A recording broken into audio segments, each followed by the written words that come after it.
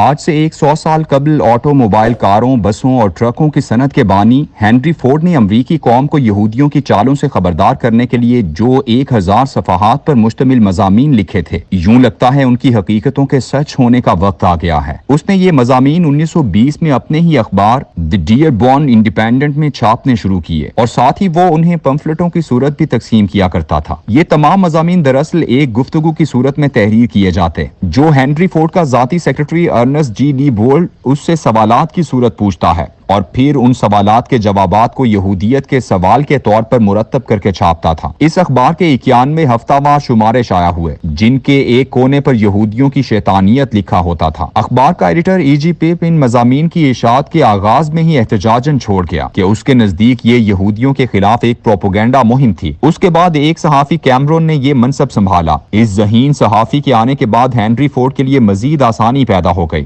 وہ صرف گفتگو کرتا اور کیمرون اس کے سیکرٹری لی بولڈ کے ساتھ مل کر اسے ایک شاندار مضمون کی شکل دے دیتے۔ یہ سلسلہ 22 مئی 1920 سے 2 اکتوبر 1920 تک چلتا رہا اور پھر اسے عالمی یہودی کے نام سے ایک کتاب کی صورت شائع کیا گیا جو اس قدر مقبول ہوئی کہ اس کے پہلے ایڈیشن کی 5 لاکھ کاپیاں بک گئیں۔ کتاب کے شائع ہوتے ہی نیو یارک کے یہودی بینکار جو وال سٹریٹ پر مکمل کنٹرول رکھتے تھے اور اس کے ساتھ ساتھ امریکہ کے بیشتر کپاس کے فارمز بھی ان کی ملکیت تھے، انہوں نے سین فرانسسکو کی ایک یہودی کوآپریٹو فرم ایرنس پیرو کے ساتھ مل کر ہنری فورڈ اور اس کے اخبار ڈیئربورن پر ہتک عزت کا مقدمہ کر دیا۔ عدالت کے سامنے ایڈیٹر کیمرون نے ان مضامین کو اپنے ذہن کی اختراع قرار دے کر ہنری فورڈ کو بچانے کی کوشش کی، لیکن امریکی عدالتوں اور سیاسی نظام پر یہودیوں کا خوف ایسا تھا کہ ہنری فورڈ کو امریکی عوام کے سامنے عام معافی مانگنا پڑی اور ساتھ ہی اس نے 31 دسمبر 1927 کو اپنا اخبار ڈیئربورن انڈیپینڈنٹ بھی بند کر دیا۔ امریکہ کے ساتھ ساتھ یورپ بھی یہودیوں کا معاشی کنٹرول بھگت رہا تھا اور جرمن قوم اس سے بہت زیادہ متاثر تھی۔ جنگ عظیم اول میں شکست کے بعد جرمن سیاستدان اور نازی رہنما بیلدر ون شیراج نے یہ کتاب پڑھی اور پھر اسے 1922 میں جرمن زبان میں ترجمہ کروا کر چھاپا۔ اس نے اس کے سر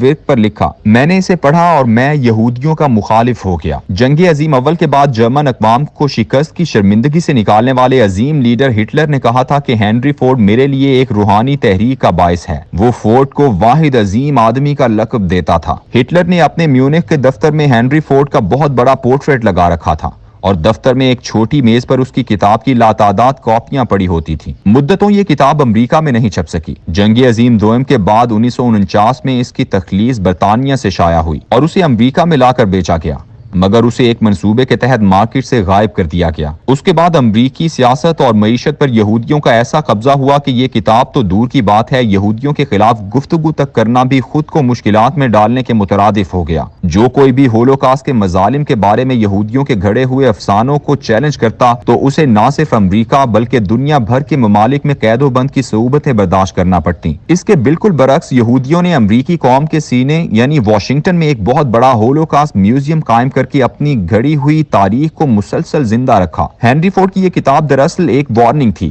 کہ یہودی ایک دن پورے امریکہ پر قبضہ کر لیں گے اور پھر وہ اسے برباد کر کے اپنے مقدس وطن لوٹ جائیں گے۔ لوگ اسے ایک پروپیگنڈا سمجھتے تھے، لیکن جیسے ہی 11 ستمبر 2001 کو ورلڈ ٹریڈ سینٹر پر حملہ ہوا تو ایک بار پھر اس کتاب میں دی گئی وارننگ لوگوں کے اذہان میں زندہ ہو گئی۔ یہی وجہ ہے کہ اس کتاب کو 2002 میں کوالالمپور ملیشیا سے شائع کروایا گیا، مگر جیسے ہی یہ امریکہ پہنچی اسے پھر مارکیٹ سے غائب کر دیا گیا۔ اس کے بعد 2008 کا معاشی بحران آ گیا، صرف پراپرٹی سیکٹر کا ایک بلبلا پھٹا اور دنیا بھر کا سودی بینکاری نظام ڈوب کر رہ گیا۔ دبئی میں بڑے بڑوں کا سرمایہ ایسے تباہ ہوا کہ لوگ گاڑیوں میں چابیاں لگائے انہیں ایئرپورٹ پر چھوڑ کر بھاگ گئے۔ یہ بحران اتنا شدید تھا کہ آج 15 سال کے بعد بھی دنیا کے ترقی یافتہ ممالک میں شرح سود 1% سے زیادہ نہیں بڑھائی جا سکی۔ وہ تو بھلا ہو اسلامی بینکنگ سسٹم کا جسے شاید یہودی بینکاروں نے اسی دن کے لیے تیار کروایا تھا۔ اس نے اس سودی معیشت کو تباہ ہونے سے بچایا اور اسے دوبارہ اپنے پاؤں پر کھڑا کر دیا، مگر اس دفعہ وار بہت کاری ہے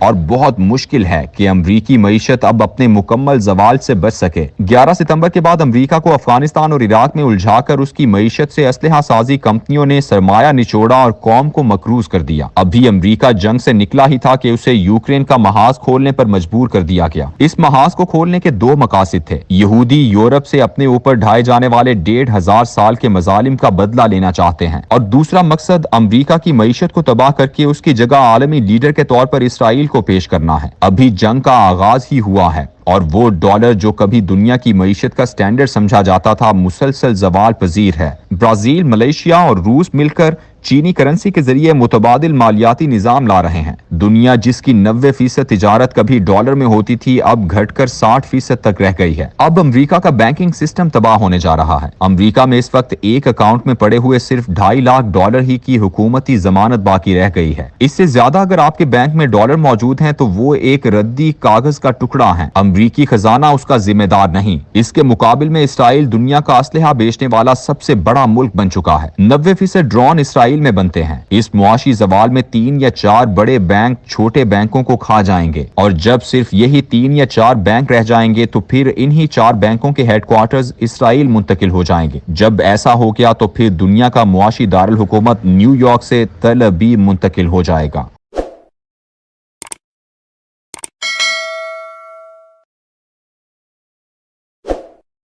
पूरी दुनिया में कोई एक भी फाइनेंशियल इंस्टीट्यूशन ऐसा नहीं है जहां से हमने कर्ज न लिया। 75 साल की नफरत थी, इमरान खान सिर्फ सिंबल बना है। नवाज शरीफ जो है वो प्रोक्लेम्ड ऑफेंडर भी हैं कोर्ट के और साथ साथ सजा याफ्ता भी हैं। दुनिया की जो रिचेस्ट कौम है वो इस वक्त मुसलमान हैं। थड़े पे बैठे हुए शख्स को भी कोई पूछे ना कि पीडीएम की 13 जमातों को किसने एक मेज पे इकट्ठा किया तो एक ही नाम लेगा और वह कहेगा एस्टैब्लिशमेंट। इमरान खान से जितनी नफरत सेकुलर, लिबरल और वेस्टर्न अमेरिकन करते हैं, पाकिस्तान में कोई और नहीं करता। तेल की दौलत आपके पास है, पैस्चर लैंड आपके पास है, आप कुछ नहीं कर सकते। बाजवा के खिलाफ जो बंदा एप्लीकेशन लेके गया था सुप्रीम कोर्ट के अंदर, वो अगले दिन गायब हो गया था। आपको इस वक्त फैसला करना है और आप तारीख के अंदर अमर होना चाहेंगे। आपको मैं आपसे ये नहीं कहता कि आप बिजली की कीमतें बढ़ाओ, ये नहीं कहता गैस की कीमतें बढ़ाओ, तो वो कहता इतने पैसे इकट्ठे करो ताकि तुम अपना कर्ज उतार सको। पाकिस्तान की इस्टेब्लिशमेंट की सोच और इंटरनेशनल सबडेशन की सोच आपस में मिल चुकी है। इमरान खान बेहतर इसलिए नहीं था कि इमरान खान जो है प्रेडिक्टेबल नहीं है। नवाज शरीफ कितना भी सेकुलर हो जाए,